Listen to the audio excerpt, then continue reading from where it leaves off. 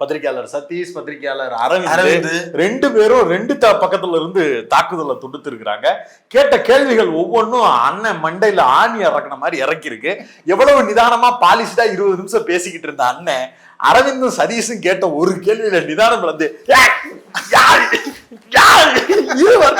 என்ன என்ன குதிக்கிற, நின்னு பதில் சொல்லு அப்படிங்கிற நிலைமைக்கு தள்ளப்பட்டு இருந்தார்.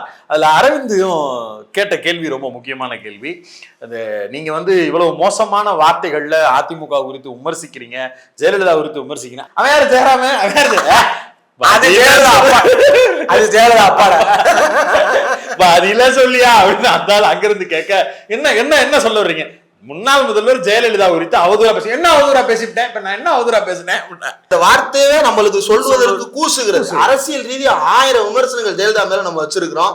ஆனா இந்த வார்த்தையை கேட்கறதுக்கே நான் கூசு. காக்கணும்னு நினைக்கிறவங்க யாரும் அப்படி பேச மாட்டாங்க.